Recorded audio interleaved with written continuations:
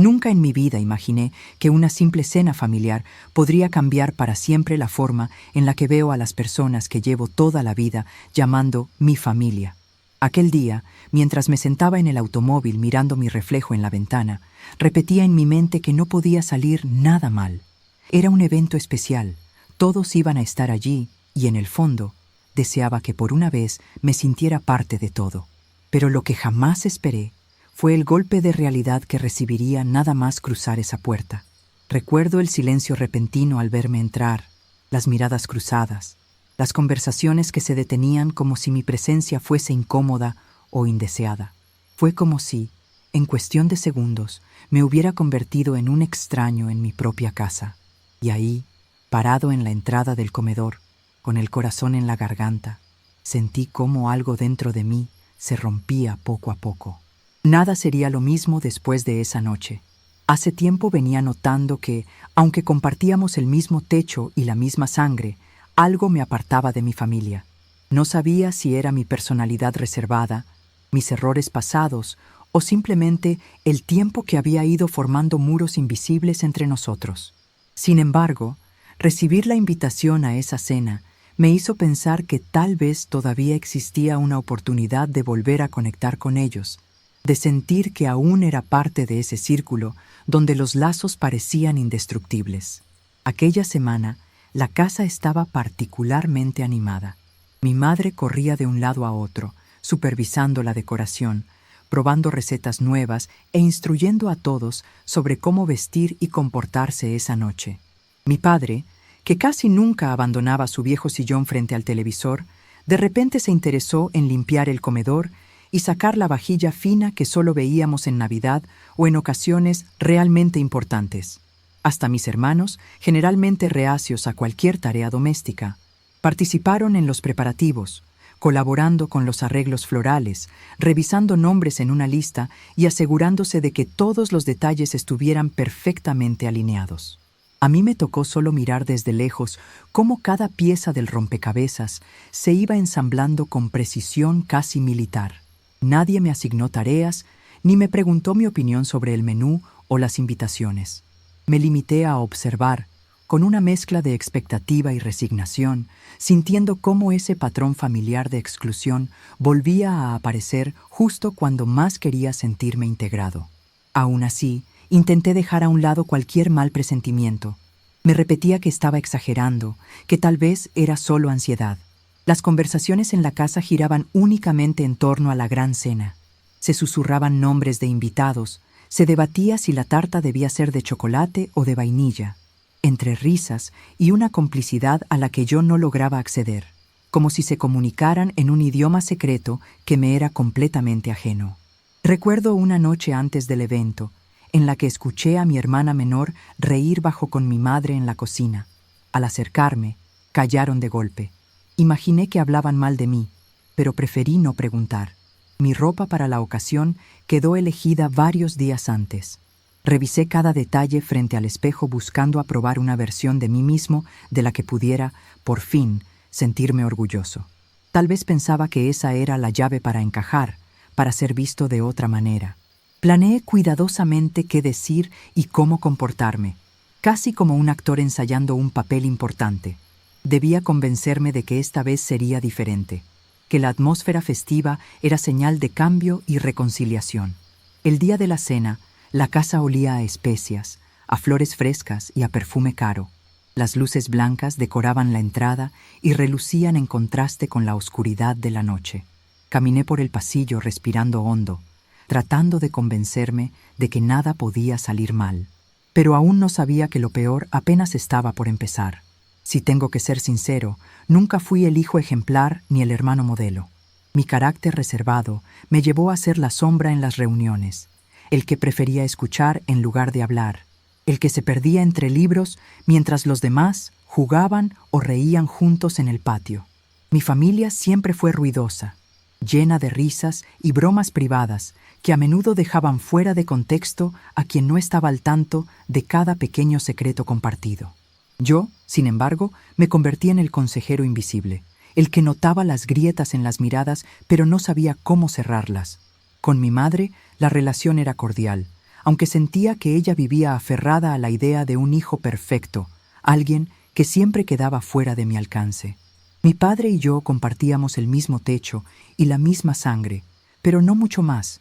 Nuestras conversaciones rara vez iban más allá de los temas prácticos del día a día. Mis hermanos, en su mundo propio, parecían haber construido una complicidad a prueba de balas, donde yo apenas era un satélite distante orbitando alrededor de su felicidad compartida. No era la primera vez que sentía la sombra de la exclusión en la familia. Recuerdo cumpleaños en los que mi presencia pasaba inadvertida, cenas en las que mis anécdotas terminaban en silencio o desvío de tema, incluso fotos familiares en las que mi sonrisa era más forzada que genuina. Había intentado varias veces romper ese muro, acercarme con detalles, con palabras, incluso con gestos espontáneos de cariño. Sin embargo, la sensación de ser siempre un invitado temporal en mi propio hogar se reforzaba año tras año. Había momentos, por supuesto, en los que imaginaba que todo era producto de mi mente, de mi inseguridad crónica. A veces una sonrisa fugaz de mi madre o un gesto amable de alguno de mis hermanos me hacía abrigar la esperanza de que esas distancias fueran solo temporales. Pero bastaba un pequeño olvido, como una invitación que nunca llegaba o una confidencia compartida a mis espaldas, para recordarme que mi lugar en la familia era, cuando mucho, circunstancial. Esa noche, antes del evento, me senté en mi habitación recordando todos esos momentos. Me pregunté si el problema era yo, si estaba pagando un precio por mi incapacidad de adaptarme a las expectativas no escritas de la familia. Me dolía sentirme ajeno, pero también me preguntaba si era realmente necesario pertenecer a un molde para ser aceptado. ¿Por qué el amor familiar parecía venir siempre acompañado de condiciones invisibles? Sin embargo, pese a todo, la esperanza persistía. Quería pensar que esa cena era una oportunidad para cambiar la narrativa, para mostrar mi versión más auténtica, o al menos para ser visto. Quería, por una vez, dejar de ser solo un rostro más en la multitud familiar y convertirme en alguien digno de notar, de escuchar, de querer sin reservas. Con ese anhelo en el pecho, me dispuse a enfrentar lo que viniera, sin imaginar la magnitud del reto que esa noche pondría en mi camino. La tarde transcurrió envuelta en una tensión difícil de explicar. Mientras los últimos detalles se acomodaban en la mesa y los invitados comenzaban a llegar, sentí como cada sonrisa y saludo venía acompañado de un filtro invisible de distancia. Miradas cortas, conversaciones en voz baja, apretones de manos que duraban solo lo justo, como si cada persona supiera algo que yo no. Era una sensación agobiante, pero seguí fingiendo que todo estaba bien, tratando de integrarme entre los grupos que se formaban en el salón. Noté, casi enseguida, que mi presencia no provocaba ninguna emoción en particular. Algunas tías me saludaron con cortesía. Los primos hicieron bromas solo entre ellos. Y mis hermanos parecían tan ocupados en sus respectivas tareas que ni siquiera tuvieron tiempo de presentarme a los amigos que habían llevado. Volví a preguntarme si mi ansiedad era exagerada, si tal vez era yo quien interpretaba señales donde no las había, pero era imposible ignorar la creciente incomodidad que me rodeaba. Cuando llegó el momento de sentarnos a la mesa, ocurrió aquello que terminaría de revelar la verdad brutal de mi lugar en la familia. Las sillas estaban dispuestas de manera que todos quedaran cerca de quienes sentían más afinidad.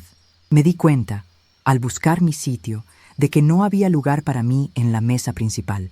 Un primo se apresuró a llenar una silla vacía con su abrigo, mientras otros intercambiaban miradas cómplices.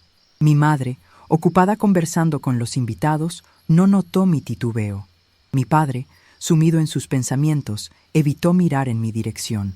Alguien mencionó, en voz baja pero clara, que siempre sobra alguien en estos eventos grandes.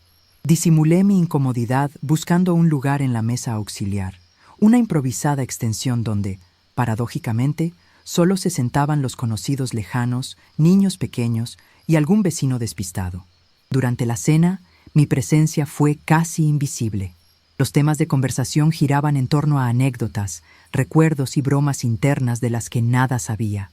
Cada intento de intervención por mi parte era cortado sutilmente, como si la propia dinámica familiar rechazara de manera inconsciente cualquier aporte que viniera de mí. Aquel sentimiento se fue haciendo más agudo a medida que avanzaba la noche. Las fotos grupales se organizaron sin que nadie pensara en llamarme. Los brindis resonaban al compás de nombres e historias a las que yo no pertenecía. Noté cómo, incluso cuando lograba reír o sonreír, la gente evitaba cruzar sus miradas conmigo. Fue entonces cuando el dolor de la exclusión, de ser ignorado y desplazado, se hizo tangible, como una corriente fría recorriéndome el cuerpo. Me levanté un par de veces para tomar aire en el patio, con la excusa de revisar el teléfono. Afuera, donde nadie podía verme, por fin permití que la tristeza me invadiera sin reservas. La noche era hermosa, llena de luces y risas en la distancia, pero para mí se fue volviendo cada vez más oscura y solitaria. Allí, en ese rincón al margen de la fiesta, entendí por primera vez lo profundo que era el abismo que me separaba de los míos. Volví a la cena para cumplir con las apariencias, aunque mi lugar, tanto físico como emocional, ya había quedado expuesto. Me sentía literalmente un invitado accidental en una vida que se suponía era también mía. Y lo peor de todo es que nadie parecía notarlo. Me quedé en el borde de la reunión, sumergido en un silencio espeso que solo era interrumpido por las risas eufóricas a lo lejos. Desde el ventanal podía ver la mesa familiar, platos que iban y venían, copas elevadas en brindis, gestos exagerados de afecto, pero ya no sentía ganas de volver a sentarme allí. La decepción y la rabia iban creciendo adentro, como una marea con fuerza suficiente para arrastrar recuerdos, expectativas y hasta mi propia imagen. Me preguntaba, ¿cuándo fue que empecé a convertirme en un extraño? Repasé episodios anteriores, esas pequeñas exclusiones que antes justificaba con argumentos inocentes. No fue a propósito. Todos están distraídos. La familia es así. Pero esa noche, la acumulación de detalles y gestos, tan sutiles como reales, me empujó hacia una conclusión dolorosa. No era un olvido pasajero, era una dinámica establecida donde yo ocupaba el papel del satélite, orbitando lejos del núcleo. En un intento de entender, recorrí mentalmente los años pasados. Recordé cómo había modificado mi forma de ser, buscando encajar. Sonrisas forzadas, sueños adaptados a las expectativas ajenas, silencios prudentes para no incomodar. También apareció un resentimiento latente, esa sensación de nunca ser suficiente, de siempre merecer un lugar secundario. Me sorprendí al descubrir cuánto de mí mismo había edulcorado o dejado de lado para agradar y no ser motivo de conflicto. La autocrítica no tardó en llegar. ¿Era yo culpable de mi aislamiento? ¿La distancia la había creado yo con mis silencios y mis ausencias? ¿O era la familia la que había levantado, piedra a piedra, ese muro invisible? La noche, con su peso y su frío, se volvió testigo de mi desvelo. Me pregunté si alguna vez podría romper ese ciclo, si existía una oportunidad verdadera de mostrarme, pedir ser visto, exigir que mi presencia contase. La verdad es que, en ese momento, lo dudé. Me consumía la tristeza y el temor de que revelar mi dolor solo sirviera para confirmar lo presintiendo, que en esa casa yo siempre sería el invitado, no el hijo, no el hermano. Me vi tentado a marcharme sin despedirme, a dejar que la indiferencia familiar justificara mi escape. Pero algo dentro de mí, una rebeldía antigua e irrenunciable, me hizo quedarme un momento más, solo para observar, para pensar en frío.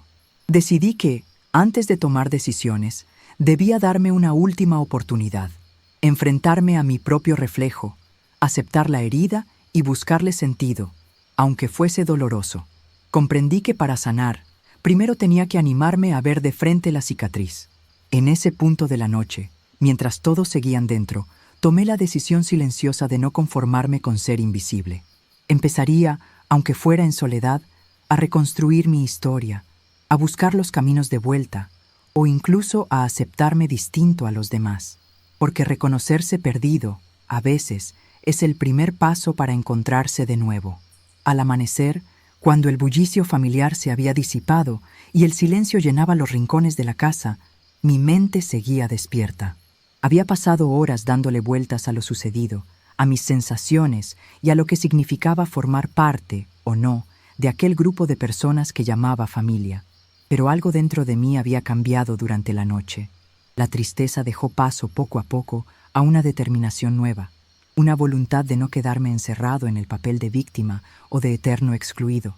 La soledad, ese muro que a menudo sentía infranqueable, comenzó a parecerme menos como una condena y más como una oportunidad, un espacio seguro desde el cual reconstruirme, a mi ritmo y según mis verdaderos deseos. Me di cuenta de que nunca podría controlar los sentimientos o gestos de los demás, pero sí podía decidir cómo interpretar sus acciones y, más importante aún, cómo responder ante ellas.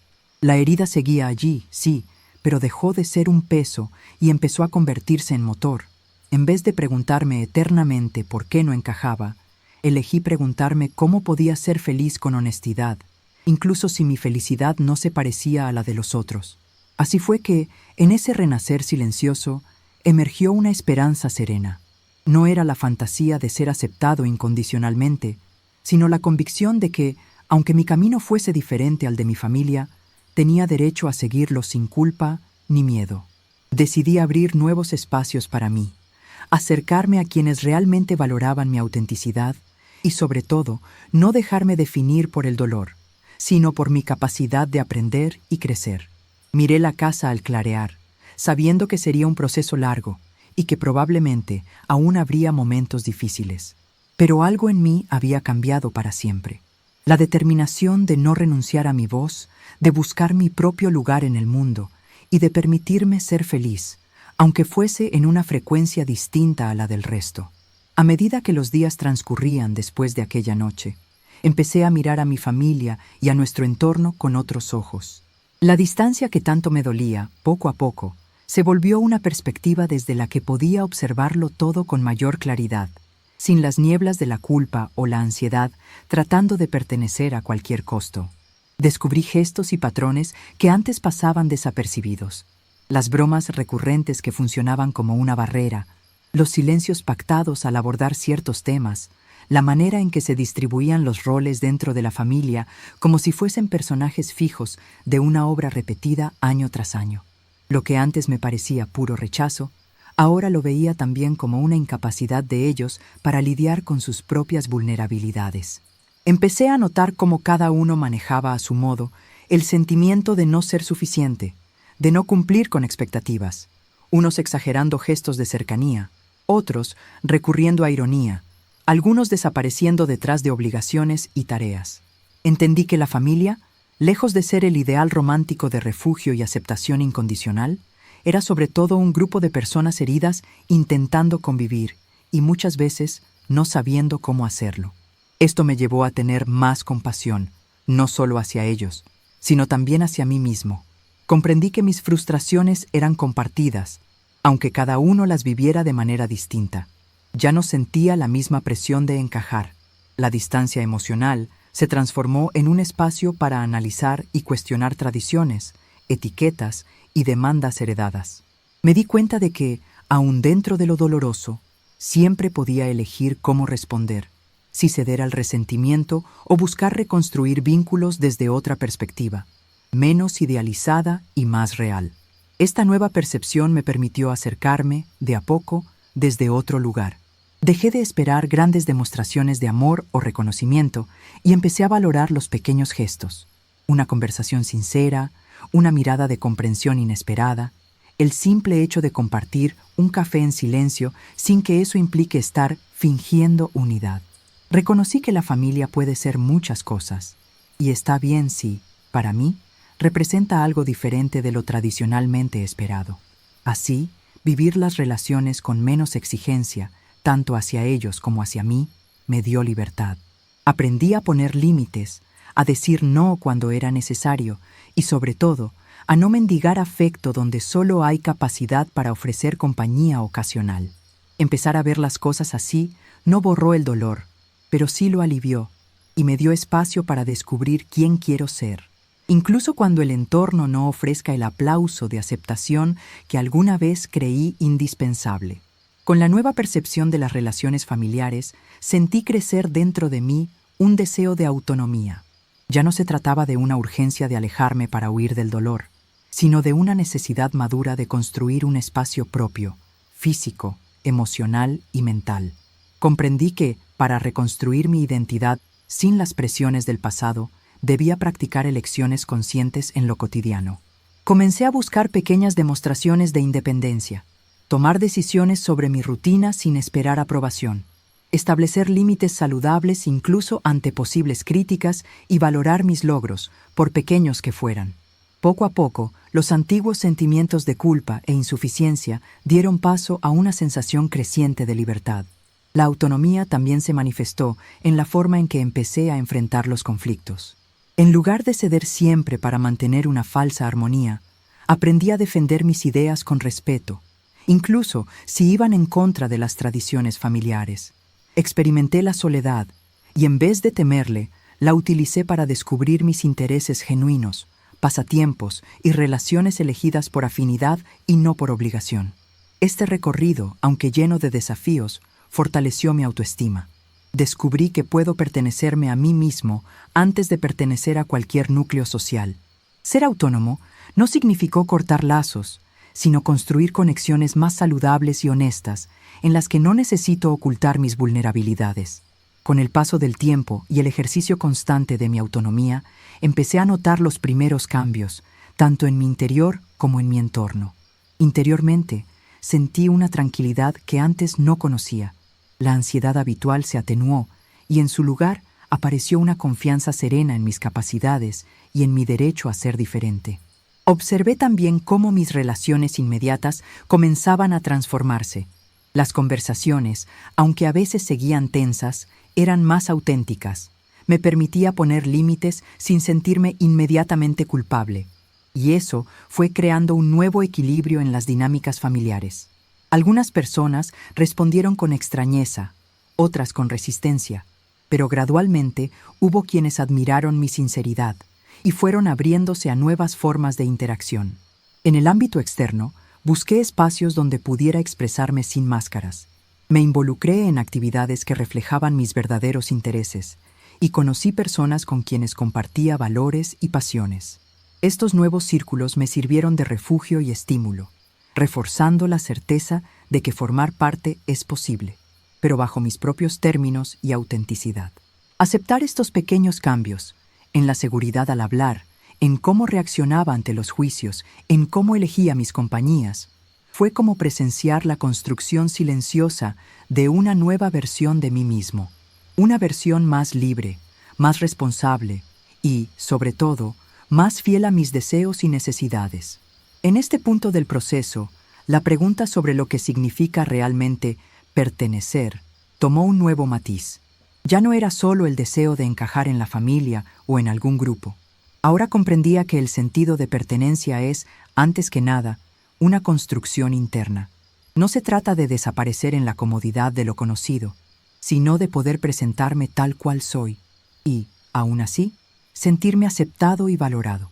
Entendí que pertenecer no exige dejar de lado mi individualidad, sino aprender a convivir con las diferencias y aceptar tanto mis luces como mis sombras. Este nuevo entendimiento me permitió soltar expectativas poco realistas, tanto hacia mí como hacia los demás, y abrir espacio para relaciones más honestas y humanas. En lugar de buscar continuamente la aprobación externa, descubrí la importancia de validar mi propio recorrido. El sentido de pertenencia genuino surgía cada vez que reconocía mi lugar en el mundo por elección y no por obligación, ya fuera en la familia, entre amistades o incluso en espacios completamente nuevos. Así, poco a poco, la búsqueda por pertenecer dejó de ser un peso para convertirse en una fuente de energía y motivación. Era posible construir un hogar en uno mismo y desde ahí conectar con los demás de manera más liviana y auténtica. Mirar hacia atrás me permite ver todo el recorrido no solo como una secuencia de desafíos, sino como un proceso profundo de autodescubrimiento y transformación. Aquella sensación de no pertenecer, que alguna vez fue fuente de dolor y soledad, se convirtió en el motor que impulsó mis cambios más significativos. Aprendí que el verdadero sentido de pertenencia comienza en el momento en que acepto mi historia, mis heridas y mis diferencias, sin intentar encajarlas a la fuerza en moldes ajenos. Hoy sé que pertenecer no es estar donde otros esperan que yo esté, sino ocupar, con dignidad y conciencia, el lugar que elijo para mí mismo. La autonomía, el respeto propio y la capacidad de establecer vínculos sinceros son frutos de ese camino.